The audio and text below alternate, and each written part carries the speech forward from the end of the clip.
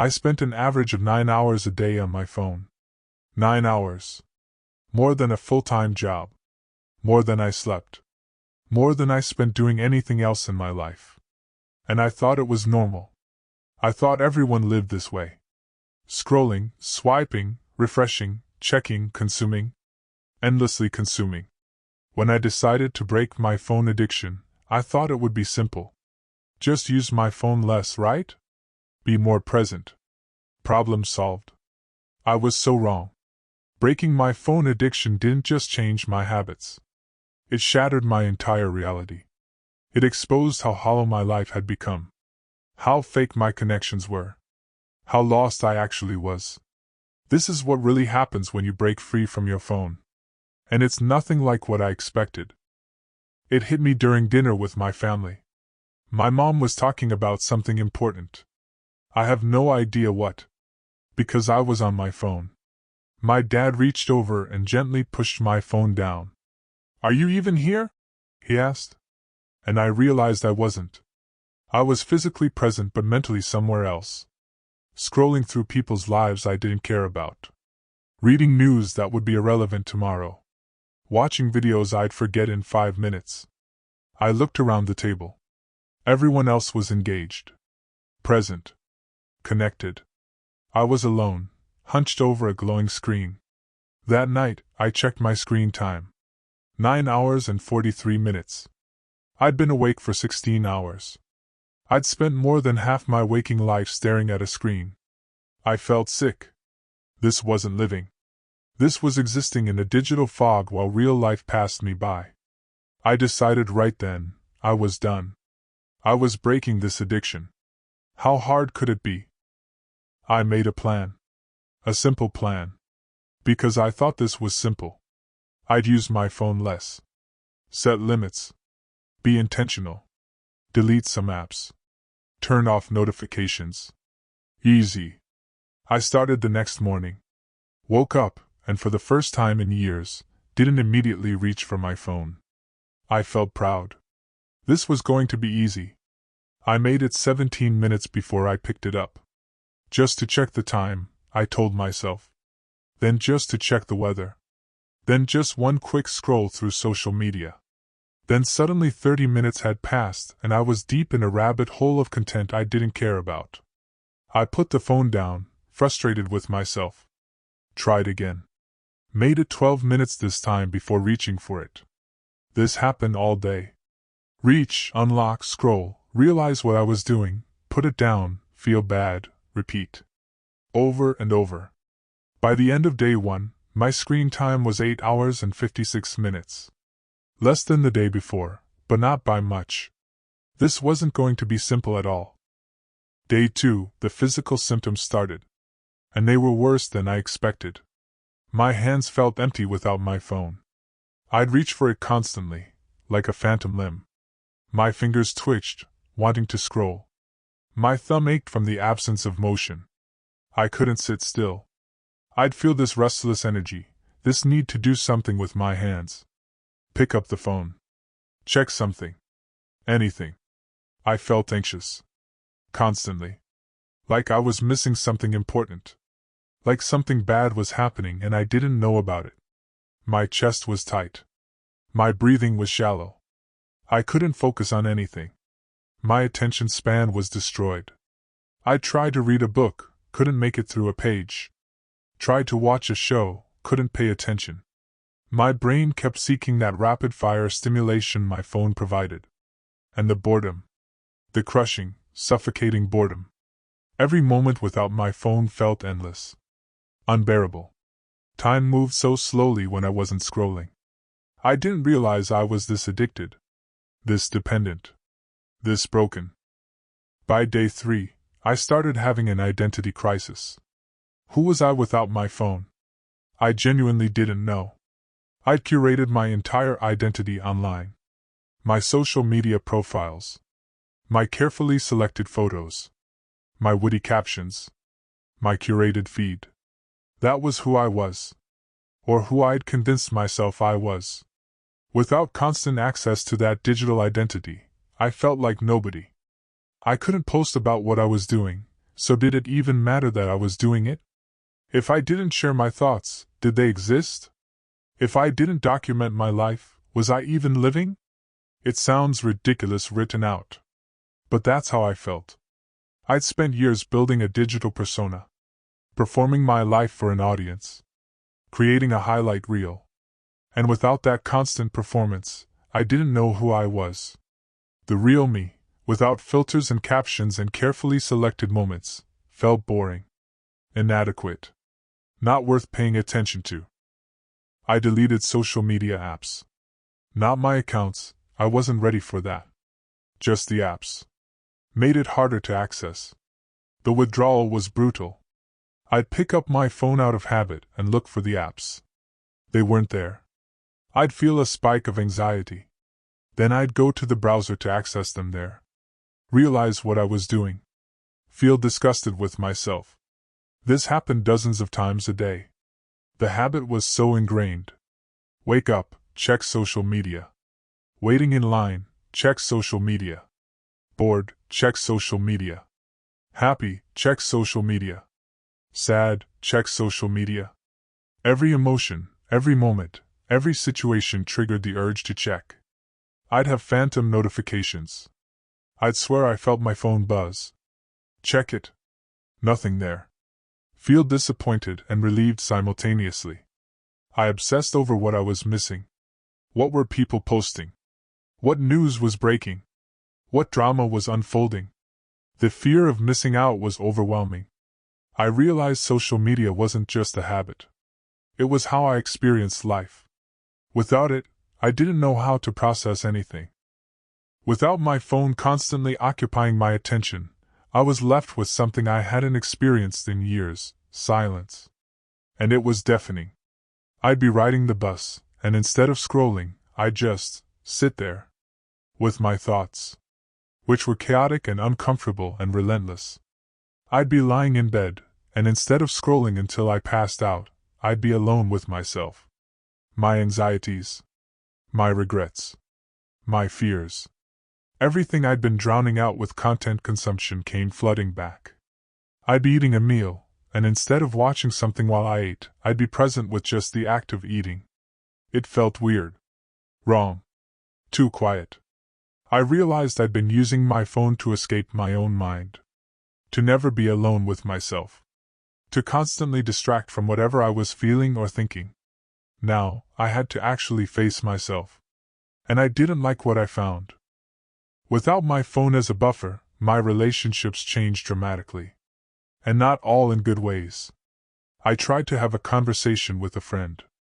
Without my phone to rescue me from awkward silences. And I realized we didn't actually have much to talk about. Our entire friendship was sending memes and texting. In person, we struggled. I spent time with my family. Actually present. And I noticed tensions I'd been missing. Issues I'd been ignoring. Dynamics I'd been oblivious to because I'd been on my phone during every family interaction. I reached out to friends to make plans. Real plans? In-person plans? Most people couldn't commit to anything that wasn't last minute and casual. Everyone was too busy, too tired, too distracted. I realized most of my friendships were digital. Shallow. Based on likes and comments and quick messages. Not real connection. Not real presence. Not real intimacy. And I was guilty of the same thing. I'd cultivated hundreds of digital connections and very few real ones. I thought without my phone, I'd be productive.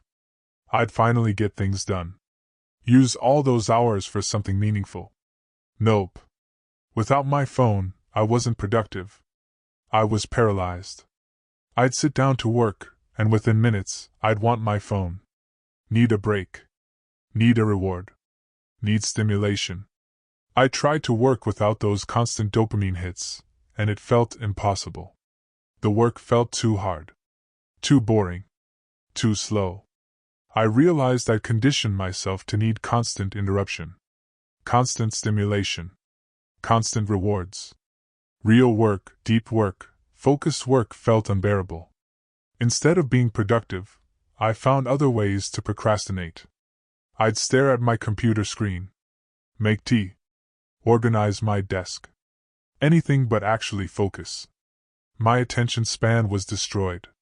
My ability to concentrate was gone. Years of phone use had rewired my brain to only function with constant stimulation. Fixing this was going to take longer than I thought. The real world, without the constant stimulation of my phone, felt painfully slow. Conversations moved at a natural pace. I was used to rapid-fire texts, quick replies, instant communication. Real conversation had pauses. Silences. Time to think. It felt awkward.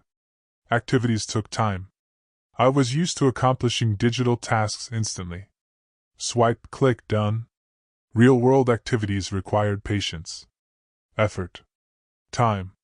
It felt frustrating. Entertainment was passive. I was used to actively scrolling, choosing, consuming content at my own pace. Watching a movie or reading a book required sustained attention without control. It felt boring. Even my thoughts moved slower. I was used to jumping from topic to topic, link to link, idea to idea. Deep thinking on one subject felt laborious. The real world hadn't changed. I had.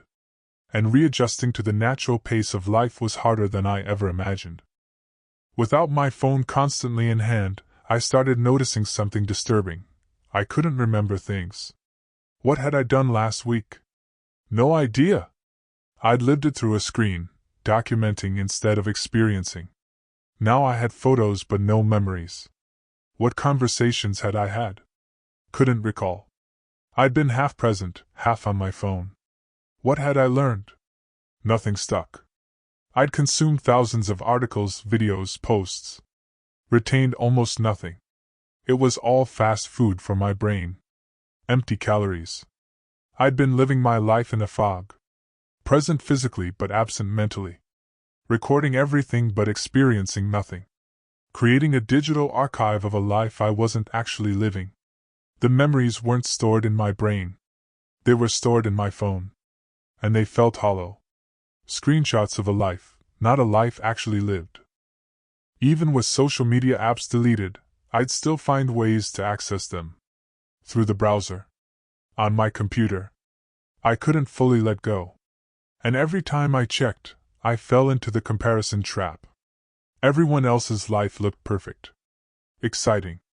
Meaningful. Beautiful. Mine felt empty in comparison. I'd see people traveling. Achieving. Celebrating. Being loved. Being happy. And I'd feel inadequate. Behind. Failing at life. I knew it was fake. Highlights only. Carefully curated.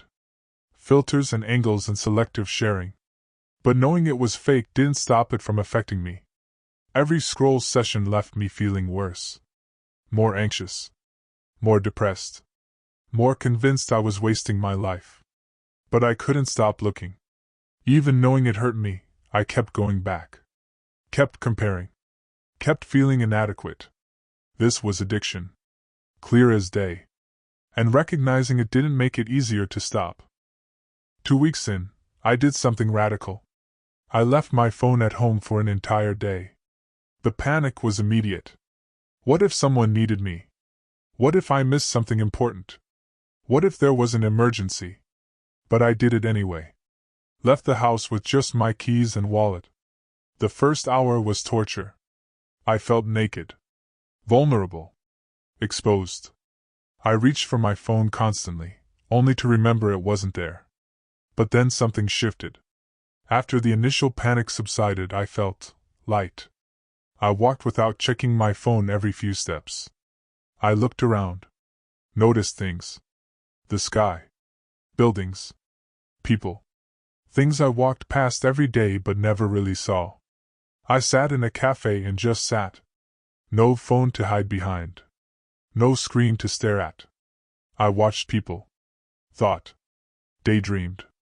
I had a conversation with a stranger in line. Actually engaged. Not half listening while wanting to check my phone. By the end of the day, I felt more present than I had in years. More alive. More real. It was terrifying and exhilarating in equal measure. Breaking my phone addiction forced me to evaluate my friendships. And the results were harsh. I reached out to people to make real plans. Most never responded. Or responded days later with non-committal answers. I stopped initiating digital communication. Stopped being the one to always message first.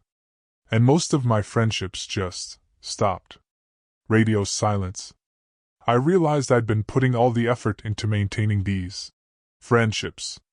And without that effort, they dissolved instantly. The people I thought were close friends were really just people I exchanged content with. Memes and articles and quick comments. No real substance. No real connection. It hurt. I felt abandoned. Alone. But also clear-eyed about the reality of my social life. I had hundreds of contacts in my phone. And maybe 3 people who actually cared enough to show up. Quality over quantity, they say. But facing the quantity of shallow connections I'd mistaken for real friendship was brutal. I thought I was staying informed by constantly consuming news. I was just feeding my anxiety. Breaking news. Alerts. Updates. Crisis after crisis. Outrage after outrage. I was addicted to the cortisol hit of constant bad news. When I stopped checking news constantly, something strange happened. The world didn't end. I didn't miss anything crucial. Life went on. I'd been consuming news not to stay informed but to feel something. To feel part of something. To feel like I was doing something by just knowing about problems. But I wasn't doing anything. I was just marinating in anxiety. Feeling powerless. Getting outraged and then scrolling to the next outrage. Without constant news consumption, my baseline anxiety dropped significantly. I felt calmer. More grounded. More capable of actually doing something productive instead of just consuming information about problems. The world's problems didn't disappear. But my relationship to them changed. I could engage selectively and meaningfully instead of drowning in a constant stream of panic. Hey, if this is hitting home for you right now, could you help me out? Hit that like button and subscribe to the channel. But what I really need is for you to leave a comment. Share your story. Share some hope. Share some encouragement. We're building something real here, and your voice matters. At 1 month with drastically reduced phone use, I took stock. My screen time had gone from 9 hours to about 3. Still more than I wanted, but a massive improvement. I deleted most social media apps permanently.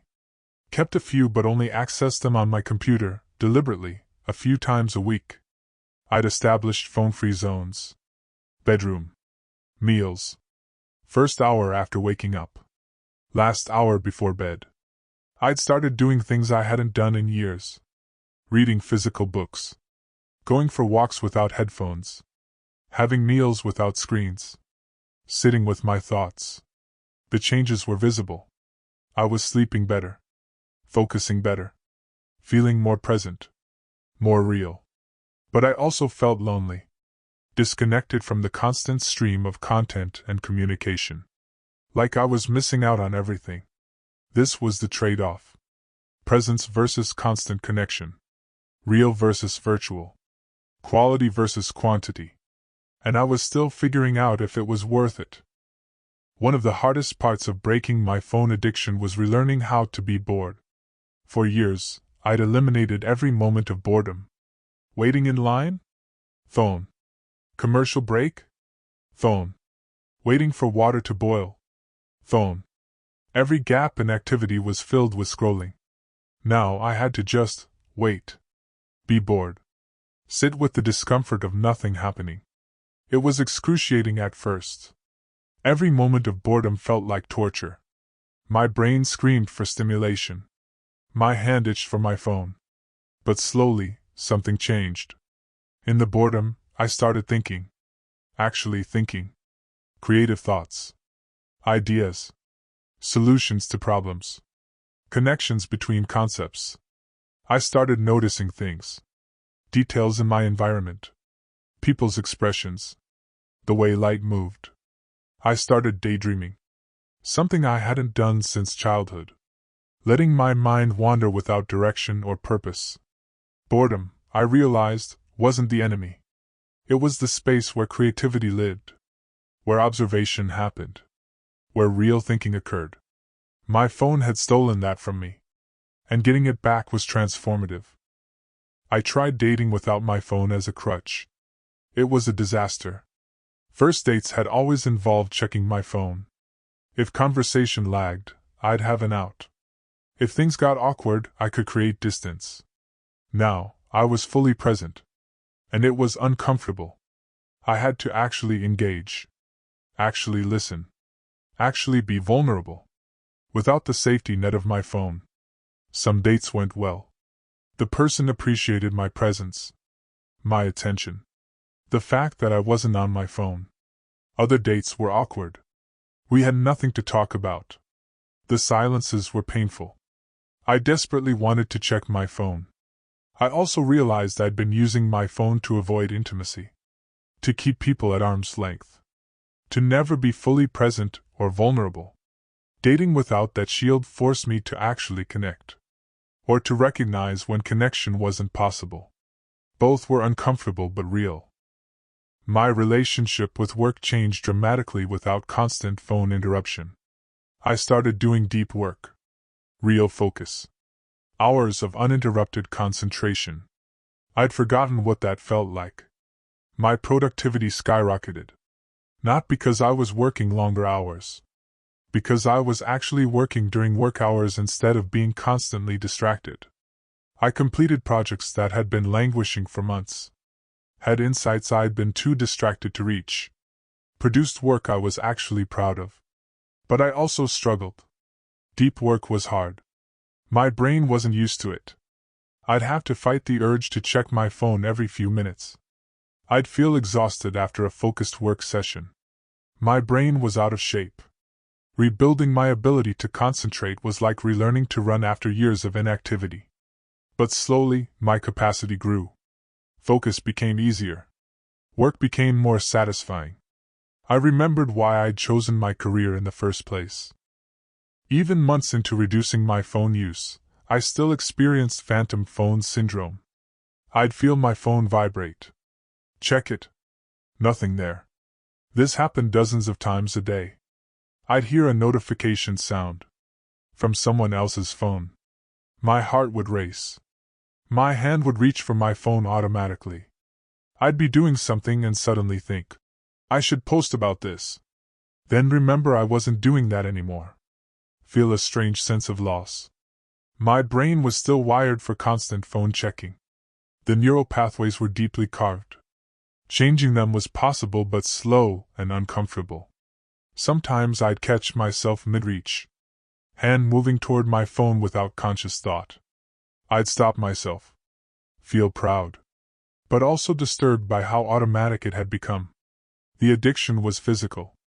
Neurological. Not just a bad habit but a rewired brain. And fixing it required constant vigilance. Without my phone consuming all my free time, I had hours every day to fill.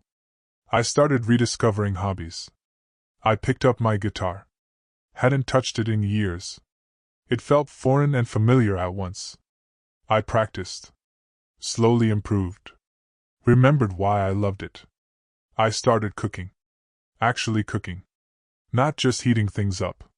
Following recipes. Experimenting. Creating. The satisfaction was different from anything digital. I started exercising.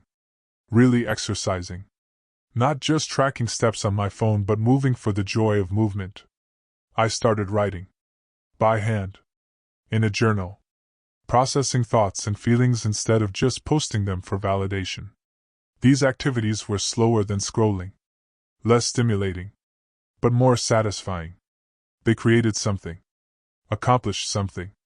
Meant something. I remembered who I was before my phone consumed my identity. And I started becoming that person again. Or a new version of them. Someone real. Not everyone supported my journey. Some people actively resisted it. Friends complained I was slow to respond to messages. That I wasn't seeing their posts. That I was being a bad friend. Family was frustrated I wasn't always reachable. That I wasn't sharing updates constantly. That I wasn't documenting every family event. Coworkers were annoyed I wasn't responding to messages after hours. That I wasn't always available. Society expects constant connectivity. Opting out is seen as rude, inconsiderate, weird. I had to set boundaries. Explain my choices. Sometimes defend them. Sometimes just accept that people wouldn't understand. Some people respected my boundaries. Adjusted their expectations. Those relationships deepened.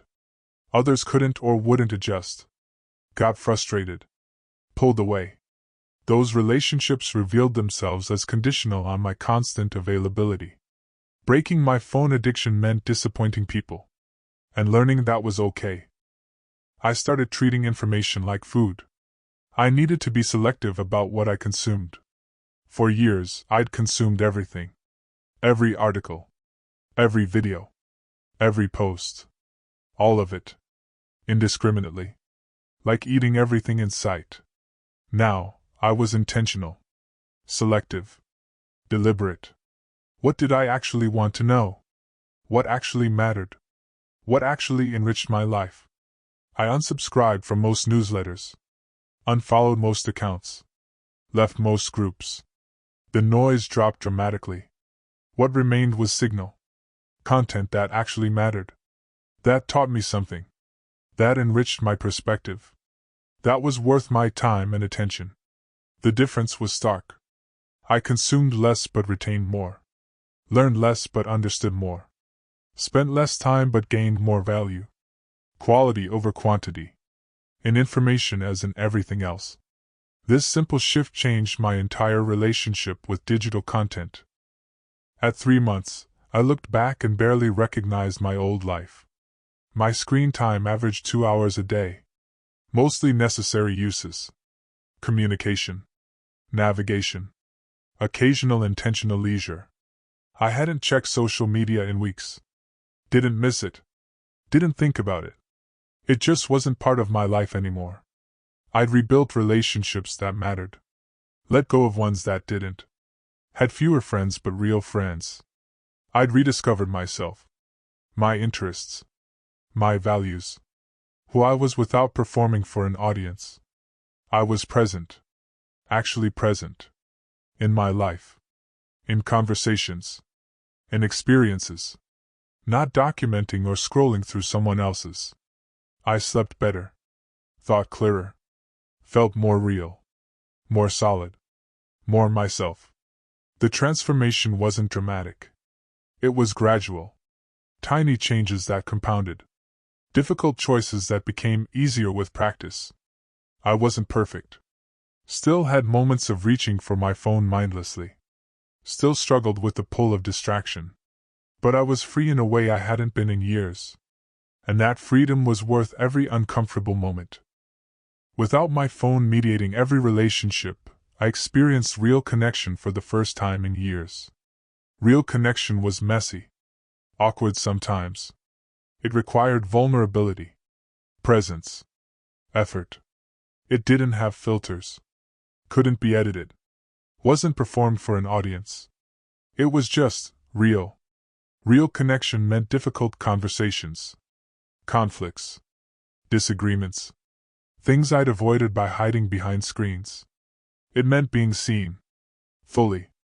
Not just the curated version. But the real, flawed, complicated person I actually was. It meant seeing others fully too. Not their highlight reels. Their real selves. Complex and imperfect and human. This was scary. Uncomfortable. Required courage I'd forgotten I had. But it was also beautiful. Meaningful. The thing I'd been craving without knowing it. Digital connection was easy. Real connection was hard. But only real connection truly satisfied. Breaking my phone addiction changed my philosophy about life. I'd been living like life was something to document. To prove. To share. To get validation for. Now I was living like life was something to experience. To feel. To be present in. To savor. I'd been living for future me. Taking photos I'd look at later. Creating content I'd be proud of later. Documenting moments instead of living them. Now I was living for right now. This moment. This experience. This feeling. Later could wait. I'd been living for others. Performing. Seeking approval. Trying to be impressive. Trying to be envied. Now I was living for myself. Pursuing what actually mattered to me. Building a life I actually wanted. Not one that looked good online. This shift was subtle but profound. It changed everything. What I chose to do. How I spent my time. What I valued. Who I wanted to be. Something unexpected happened when I broke my phone addiction. I became creative again. For years I'd been consuming. Scrolling. Absorbing. Never creating. Never producing. Never making. Now, with my attention freed up, with my mind less fragmented, creativity emerged. I wrote. Not for publication or validation. Just to process. To express. To create. I made music. Poorly at first. But it was mine. Something I'd made instead of consumed. I drew. Cooked. Built things. Created in ways big and small. Creation required sustained attention. Deep focus. Patience. All things my phone addiction had stolen from me. Getting them back unleashed something I'd forgotten existed. The joy of making. The satisfaction of creating. The meaning of producing instead of just consuming. My phone had turned me into a passive consumer. Breaking free turned me back into an active creator. I want to be honest, this isn't a "I fixed it and now everything's perfect" story. It's an ongoing battle. Every single day, I have to choose. Choose presence over distraction. Choose real over virtual. Choose hard over easy. Some days I win. I'm present. Connected. Real. Living fully. Some days I lose. I fall back into old patterns. Mindless scrolling. Checking. Avoiding. Escaping. The phone is still there. The apps still exist. The temptation never fully disappears. But I'm better at recognizing it. Better at choosing differently. Better at pulling myself back when I slip. This is the reality of breaking any addiction. It's not a one-time fix. It's a daily practice. A constant choice. An ongoing commitment. Some days that feels exhausting. Other days it feels empowering. But every day, it's worth it. Because the alternative, the life I was living before, that's not actually living at all. So, did breaking my phone addiction shatter my reality? Absolutely. It shattered the illusion that I was connected. I was isolated, hiding behind a screen. It shattered the illusion that I was living fully. I was barely present in my own life. It shattered the illusion that digital connection could replace real human interaction. It can't. It shattered the illusion that I was informed. I was just anxious and overwhelmed. It shattered the illusion that I was productive. I was just busy being distracted. It shattered my identity as I understood it. Forced me to rebuild from scratch. It shattered my relationships. Revealed which ones were real and which ones weren't. It shattered my understanding of what life could be. What presence feels like. What real connection means. Breaking my phone addiction tore apart the reality I'd constructed. The comfortable, numbing, fake reality where I could hide from everything difficult. And yes, that was painful. Terrifying. Disorienting. There were moments I wanted to go back. To pick up my phone and disappear into the digital void where everything was easier. But I didn't. Because underneath that shattered false reality was something real. Something solid. Something worth fighting for. My actual life. My actual self. My actual relationships. My actual experiences. Unfiltered. Unedited. Undocumented. Unlived for an audience. Just real. Just mine. Just life as it actually is. And that's so much better than the curated, performed, photographed version I was living before. If you're reading this and thinking about your own phone use, I can't tell you what to do. Only you know if it's a problem. Only you know if it's stealing your life. But I can tell you this: if you feel like I felt, that gnawing sense that something's wrong, that you're not really present, that life is passing you by while you scroll, trust that feeling. It's real. And doing something about it will be the hardest and best thing you ever do. If you made it through this entire video, thank you. Truly. Thank you for giving me your attention, your presence, your time. In a world of constant distraction, that means everything. I shared this story because I know I'm not alone in this struggle. I know someone watching right now is feeling what I felt. That suffocating sense that your phone owns you instead of you owning it. That you're living life through a screen instead of actually living it. If that's you, I see you. I understand. And I want you to know, change is possible. It's hard. It's uncomfortable. It'll shatter everything you thought was normal. But it's possible. Now, I want to ask you for something. If this video resonated with you, if you felt seen or understood, if something I said hit home, would you help me build something here? First, if it feels right, please hit that like button. Subscribe to this channel.